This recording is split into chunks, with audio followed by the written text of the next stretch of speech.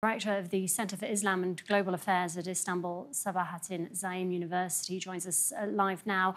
Thank you very much for your time, Sami. First of all, the question here now surely is, will Hezbollah now retaliate?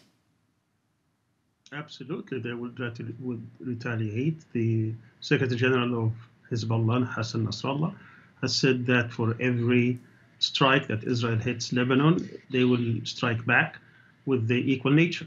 This is the rules of engagement that have been set very early on in this conflict since October. He said civilian for civilian, military for military, Beirut, Tel Aviv, and so on and so forth. So there is no doubt that a response is coming, and it depends that strike whether the leader that was targeted in this assassination attempt was killed. If he wasn't killed, that retaliation will probably have lesser nature, but in terms of the city, I think it will be a major city, same way as they did Beirut. But if he had been killed, then certainly there would be a much bigger target. And Sami, what are the global implications of this potential escalation, a potential all-out war, indeed a regional conflict? Well, there's a lot of concern that this could actually escalate. Israel, part of its military doctrine is what's called escalation dominance. It doesn't like that it could be, that it lost its deterrence capability and it could be hit back whenever it strikes.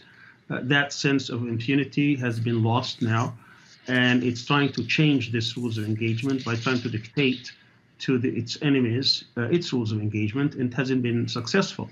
It hasn't been able to achieve any of its objectives militarily and politically.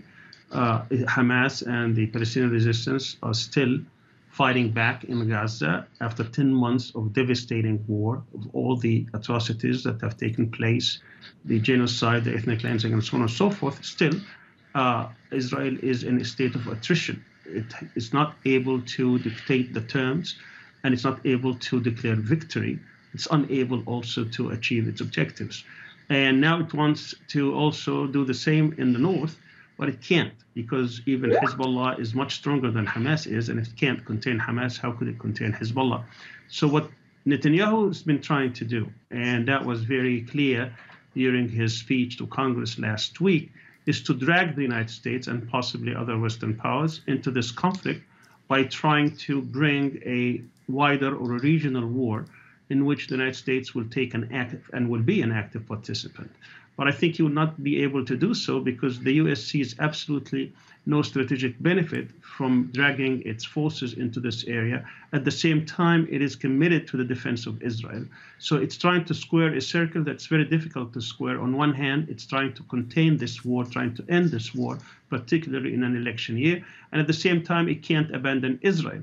So Netanyahu knows these facts, and he's trying basically to drag the U.S. into this wider war. But I think what happened tonight and what's going to happen in the future is that we may come into an escalation situation where it will be very difficult to contain. Sami, thank you very much. Sami Al-Arian speaking to us live from Istanbul.